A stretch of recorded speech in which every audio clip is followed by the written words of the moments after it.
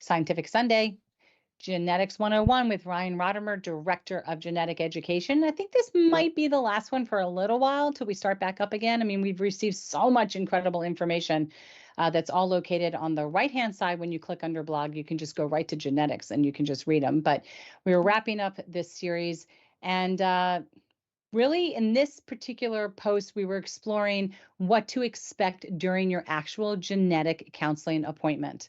So a lot of people are participating, as they should, with the John Ritter Research Program. That is very different than having a clinical visit. The research program will ask you a lot of questions, hopefully by phone. They're going to send out a big, huge history in the mail for you to fill out, and a spit test that you can send back. And trust me, it is not that easy to come up with that much spit to fill that test tube. I don't care how much you think about lemons. I'm like, lemons. And you spit and you're like, it didn't even go anywhere. Like, where? It's like nothing there. But when you're doing it through clinical, there is a way that you can kind of be best prepared for this appointment, and you should kind of know what to expect. So before you even set foot in that genetic clinic, you really need to do some groundwork. This is really important. So that preparation can come from phone calls, paperwork that the clinic provides you, asking for necessary information about your family medical history, all of that. So when it comes to your medical history, you kind of want to have a good sense of your own medical history. Don't take anything for granted, I'm sure, but you really want any details that have to do with your aortic dissection, any features of a larger genetic syndrome that you might think you have. I also was told once, like, I had some snapping blood vessels on the pads of my fingers, and I just mentioned it on a whim, and they're like, oh, nope, want to write that one down too. Dental issues, it's important to write that down too. Like, I don't know. I just say, tell them everything and anything. They'll determine what's important to their detective work, I should say, okay? Family history, when it comes for that, if you believe that some of your relatives might have had a connective tissue disorder, might have because you've heard various things, you want to write down their symptoms, the things that they've experienced. And if Ryan's still on, I'm thinking that they tend to ask, not like second cousin, great aunt, I think they're going in the line. So yourself, your parents, your grandparents, might even go to great grandparents, possibly just an aunt. So right off of your parents. I don't recall it going any further than that, but if he's still there, he can answer that question for me. But anything that you know about their symptoms can be very, very, very helpful in identifying any type of patterns that might indicate a potential for genetic predisposition. And photos, believe it or not, would actually be really beneficial. So if you knew that, like, Grandpa Joe was really skinny, or had really long arms compared to his torso, like, you might want to bring a picture of that if there was something that you thought was off, or if somebody had an unusually high palate that the family took a picture of because it was entertainment at Christmas, bring that picture in with you. You know what I mean? It's just really flexible. A relative who may not be around anymore, but you can see the flexibility and elasticity in skin, bring that picture with you. When you get to the clinic, very simple, kind of like a lot of doctor's appointments, they're going to probably have a medical assistant that's going to take your height, take your weight, take your blood pressure, blah, blah, blah. This can vary clinic to clinic, but just expect it, just in case they ask for it, okay?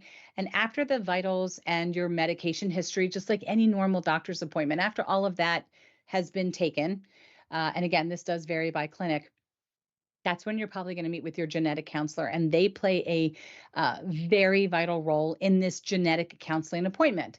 So their job is to actually gather your medical history and your family's medical history. They're supposed to provide you about education about potential genetic risks, including if larger genetic syndrome or hereditary aortic disease is suspected. They're supposed to educate you about what that looks like in you possibly. Explain what an inheritance pattern actually is and what it might mean for you and your family. Talk about genetic testing, its costs, potential insurance coverage, and also talk about genetic discrimination laws. Now, those are very important to find out about. That was new for me, talking about that in one of my sessions, but it's not a short appointment. Okay. So they're like flow charting all of this stuff out, and whatever they're asking you, you want to have as much information as you can, or like I forget what that TV show was. Um, with the suitcases. What's that called? And the girls and hold the Suits. suitcases. What's that called? Oh, deal, no Yeah, deal. yeah, yeah. And you're Yeah, gonna yeah, dial yeah. somebody That's up, it. or maybe it's a Uh-huh. different show. But oh no, no, it's the other one, whatever it is. And Who Wants to Be a Millionaire? And you're like, can I call a lifeline, a Yeah. friend? So it's a totally different show. Yeah. Um, so you want to maybe also have somebody on speed dial, like a parent or another relative that you can ask questions if you Right. forgot. Okay. So a physician will actually be the one that's going to probably perform your physical exam, and that's also usually a geneticist. And the physical exams actually looking for some features that could lead them to thinking that maybe this is a known CTD or connective tissue disorder like Marfan syndrome or Loeys-Dietz or vascular Ehlers-Danlos. So if one of these is possibly suspected, they may actually provide additional information and then discuss the implications with you in case you need any type of other genetic testing. So undergoing genetic testing is a very personal choice. It's a very personal experience and a personal decision. So it's the job of that genetic counselor to actually ensure that you're making the most informed choice possible. And you're never obligated to proceed with genetic testing in certain areas. I will tell you that my last test, based upon my family medical history, it was suggested to me that I add 2 other tests in. And I was a little concerned because I'm like, I don't know if I want to know, but maybe I do, but maybe I don't. And then we had a whole discussion on what these other tests looked like and what the results could possibly be. And then I made the decision to move forward with it. So it is definitely, like we talked about with doctor's appointments, very relationship Hmm. driven. But after the appointment, this is also important too. And then, Diane, I'm curious to know if you've done any of this. So it can take about 2 weeks for genetic tests to come back. My place said possibly could take 8 weeks. Just it comes back a lot quicker than a research study. I'll tell you that. Okay. Um, Once they're in, someone from that office, either the physician or the genetic counselor, will usually call you with the results, even though you probably can pull them up on a portal and you'll see. But what you're going to see is a gazillion letters and numbers, tons of different tests in these panels. And not going to necessarily mean anything to you, especially if you get certain results. You might have a lot more questions if it's not just positive. If it's something else, you might have more questions. So these are the things that could happen based upon results. This is just to set your expectations. So they might recommend a follow up appointment to kind of go over these results with you and what they think your next step should be. They might actually provide additional referrals, additional genetic testing, or actual imaging that they think you should probably have based upon a result. If a genetic syndrome is actually identified, then they're going to suggest to you for sure having annual follow up visits. They're probably going to be recommended. And if relevant, they might actually advise evaluations or genetic testing for other family members. So those are all the things that could actually happen. In my particular case, when a certain gene was discovered unrelated to the dissection, it was recommended that I immediately have a cardiac MRI and talk to my cardiologist, which I did. And I learned all about this gene that I have and how I learned specifically from Ryan that this gene, just because I have it, doesn't mean it's been turned on yet and it's active. But it's a good thing that I know because now they can look for things in me and decide the right types of diagnostic testing they might want to do. And if they start seeing changes, the right medications or procedures they might want to put in place. So, not knowing is scarier in this particular Hmm. case. For me, I feel that knowing is better, but everybody has their own opinion. Some don't want to know, they don't want to mess with anything, the law and order of life. And I totally respect that feeling as well. So, you have to make your own personal choice. But the genetic counseling process is a very thorough process, and it's really designed to ensure that you're informed about everything and every step of the way. So, undergoing genetic testing, again, personal decision, very personal decision. And your counselor is there to make you feel comfortable and helping you make this informed decision. So, they're not supposed to pressure you into having the testing done. The process is it can seem a little overwhelming, but it is really kind of a crucial step towards understanding your condition in its totality and making management for for your disease or potential situation more effective. It's also an invaluable way in understanding and managing any potential genetic risks that your other family members may have. That is also the key too. They will not test your children if they don't find anything in you. If it's not in you, then and it's not in your spouse, then it's probably not in your child that they would be hunting. This is not easy. It's not like, finding a red button in a sea of black buttons. It's like finding a sea of black buttons and we're finding half a grain of rice. It's probably harder than that. So that's been painted black. So let's just make it really hard.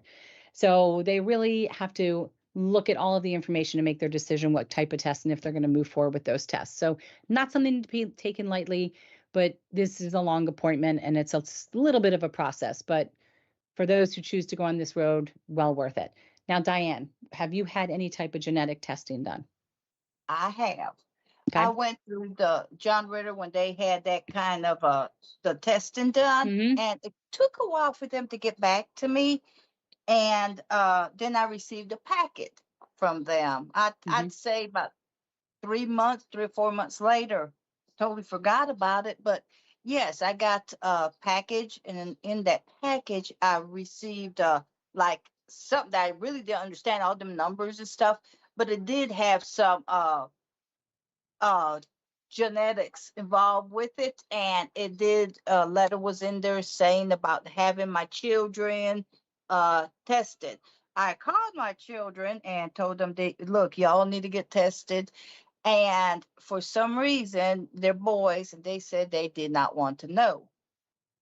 But, I myself can't make them, but I told them I don't want you to ever, have something happen too soon. You know that there's something that needs to be addressed. I'm telling you now, this is what I have. This is what's found. This is genetic on my part. So that's all I could do. But they choose not to know.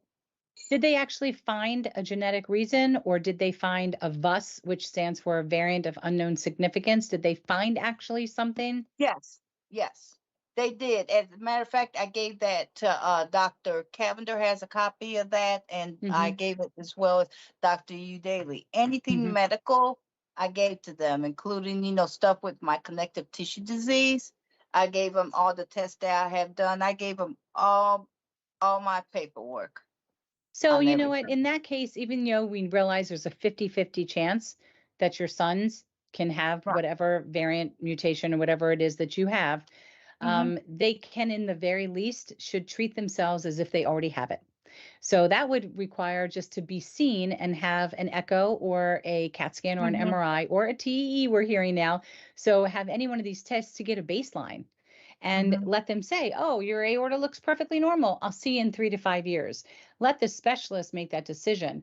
But I would never recommend somebody be like, oh, I don't want to even ever know, because the whole goal is if we can figure out that there is something has changed in your anatomy, they can start medications right away. They can maybe have a scheduled surgery, because to risk the dissection where there's such a high mortality rate on the initial just seems, that's not good, right? Oh, it bothers me. It bothers me, Karen. Yeah. My son, we've had this discussion many times, and I don't want him to be genetically tested. Now, my mind has come back with nothing except a variant of unknown significance. So it means there's something, but I kind of think of it as there's something, but not enough people in the world have the same something for it to actually be now called a something. So we're not really too sure. We're just gonna keep our eye on it type of thing. And I just said, no, so, to me, I don't want my son to know, because I think he's still too young and he'll fixate on it. And do I feel something? Do I feel something? Do I feel something? I'd rather him go for his echo and go for his CT, and everything looks good, see you in 3 to 5 years, and then just keep going to get monitored and to look for a change. And take your blood pressure every now and then, see how you're doing. If you're doing good, you're doing good. Just kind of, you've stepped up your game from not knowing to thinking maybe there could one day be something. So let's be proactive. Yeah. Just be aware of it, right? Just aware. Awareness is key. Early diagnosis is key to maybe not needing such a giant intervention. That's the whole concept of think aorta, think family. Let's have these talks. You don't have to be genetically tested. Just treat yourself as if you already have something. Just be that kind to yourself, as if you already do. So, all right. Scientific Sunday is over.